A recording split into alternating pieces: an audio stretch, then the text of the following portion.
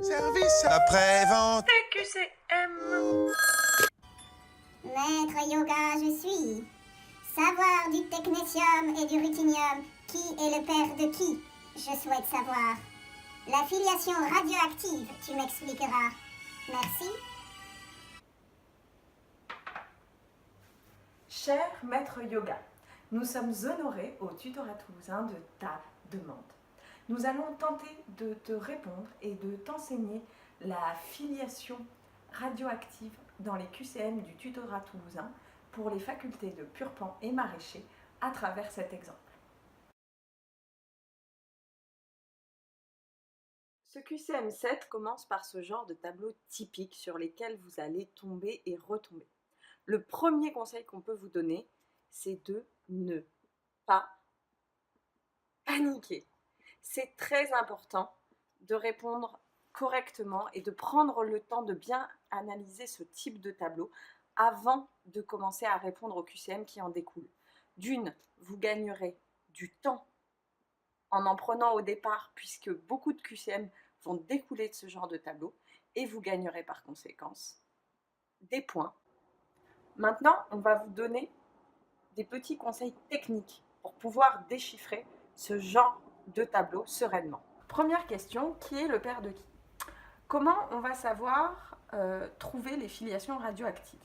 L'important, c'est de trouver le ou les éléments stables. Élément stable, cela veut dire que c'est celui qui a la plus petite énergie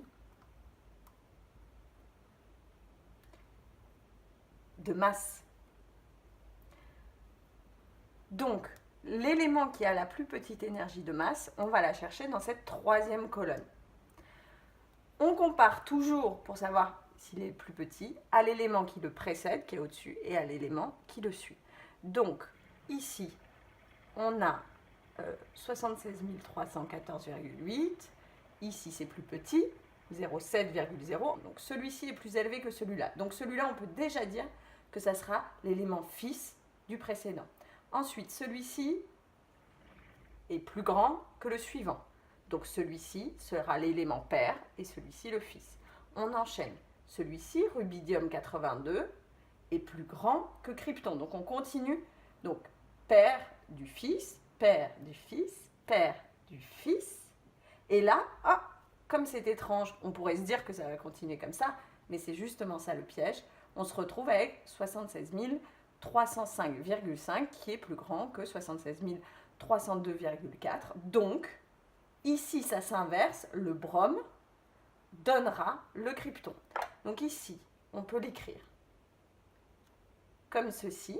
Une petite technique pour ne pas l'oublier, parce qu'après, quand on commence à répondre au QCM, ça devient très compliqué.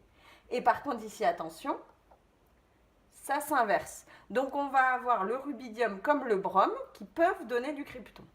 Et on finit de faire ce tableau. On ne s'arrête pas là. On ne se dit pas que le krypton est le seul élément stable. Vous pouvez avoir plusieurs éléments stables. On continue. Là, le brome se retrouve, si on fait très attention, avec une énergie de masse plus élevée que le sélénium. Donc, le brome peut être le père également du sélénium. Et là, pour le sélénium, qu'est-ce qu'on se dit? Ça peut être un piège qui peut tomber. On peut se dire, le sélénium est un élément stable. Nous ne pouvons pas l'affirmer. Pourquoi?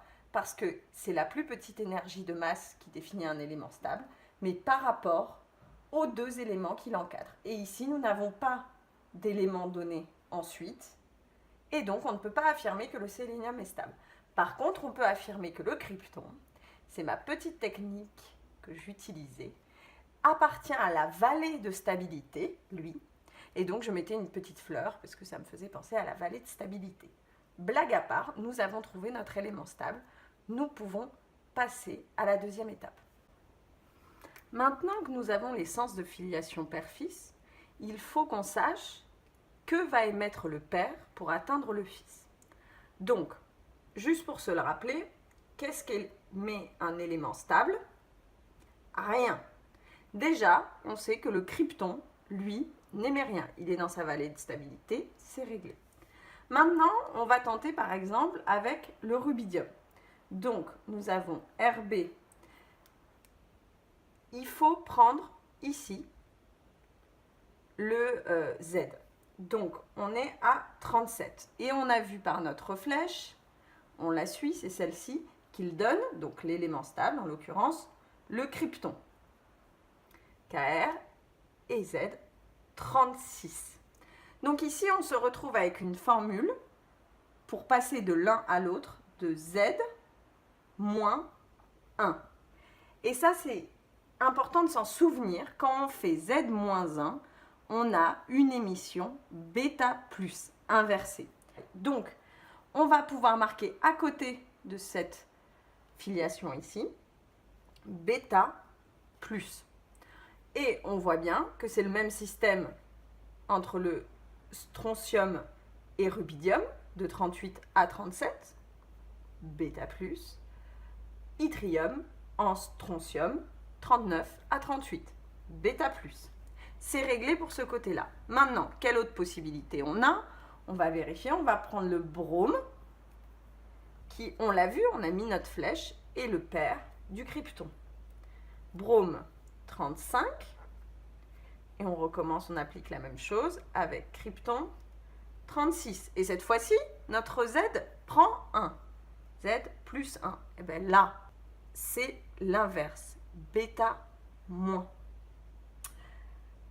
Donc, on va pouvoir écrire ici émetteur bêta moins.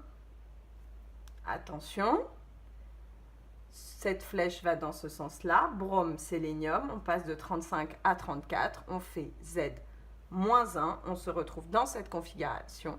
Et donc, bêta plus. On a donc le brome, qui peut être à la fois le pair du krypton et du sélénium, en étant émetteur bêta moins ou émetteur bêta plus. Ici, on s'arrête un instant et on marque un gros attention.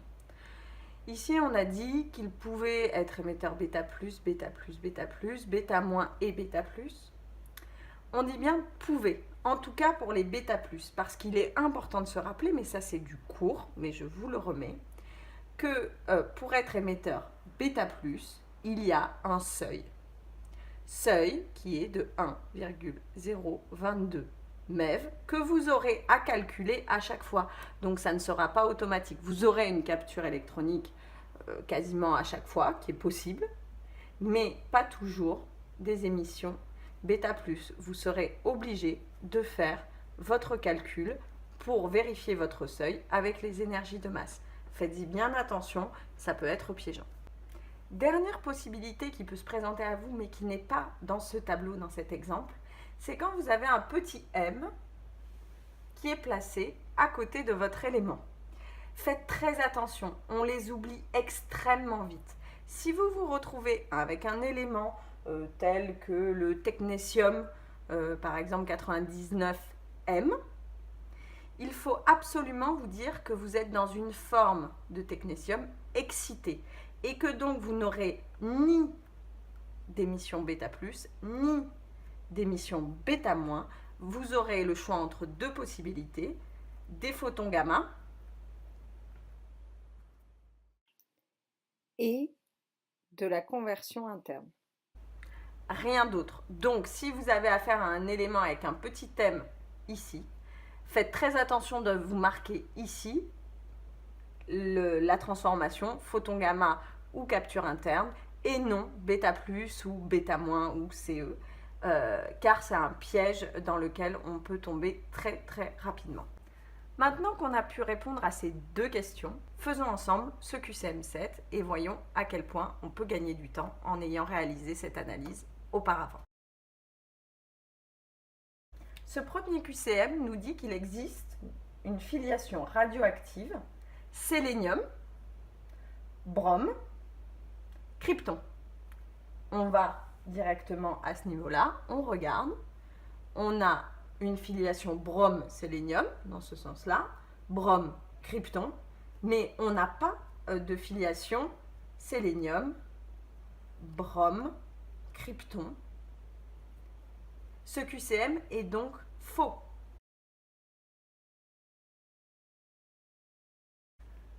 Dans ce deuxième item, on nous dit qu'on ne peut pas avoir, attention à la négation, d'équilibre de régime entre l'yttrium et le strontium.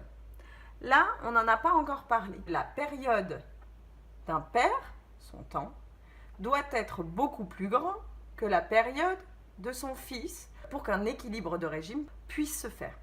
Donc, ici, on vérifie. Donc, qui est le père de qui? La flèche va dans ce sens. L'yttrium est le père du strontium. Et il faut donc que le père ait une période, il vit beaucoup plus longtemps que le fils pour que le fils ait envie de rejoindre la période du père.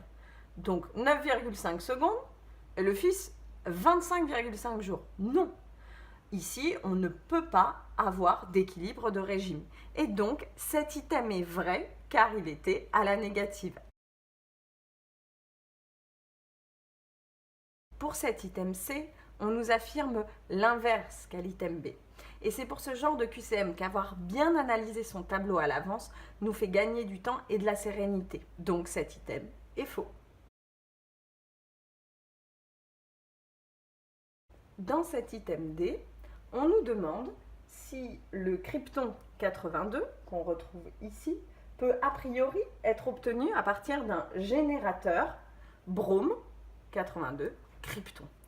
Donc là, il faut se dire qu'un générateur, le principe, c'est d'avoir un père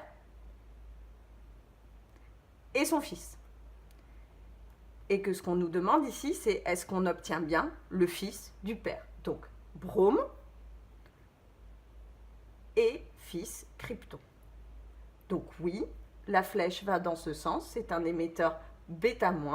Et on peut dire que par principe, on a les périodes qui ne nous sont pas indiquées, mais par principe, on peut avoir un générateur brome krypton pour obtenir du krypton 82. L'item est vrai.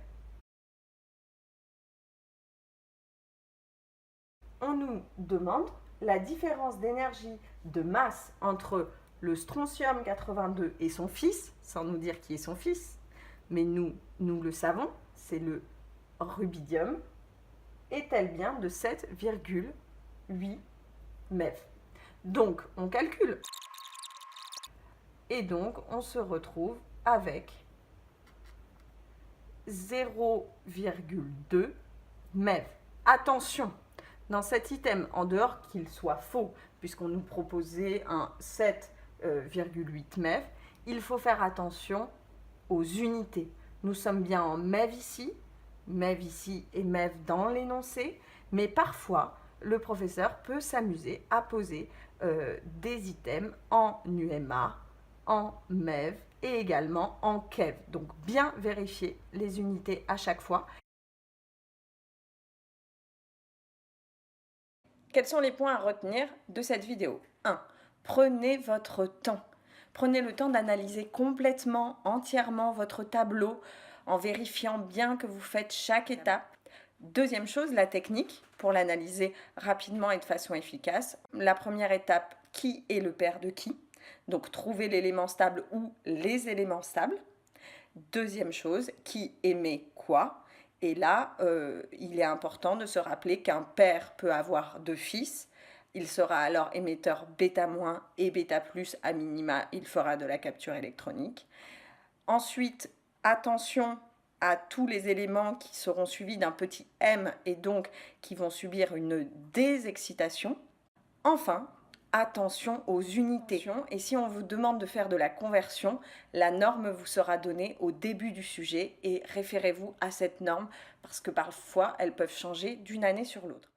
Cher maître yoga, nous espérons que cette vidéo t'aura permis de mieux comprendre les filiations radioactives et leurs applications dans les QCM qui peuvent tomber au concours de la PACES pour les facultés de Purpan et de Maraîcher. Et à tous, nous vous disons à bientôt pour une prochaine vidéo du tutorat toulousain. N'hésitez pas à laisser des commentaires, des avis, des conseils, des questions pour les prochaines vidéos. A plus!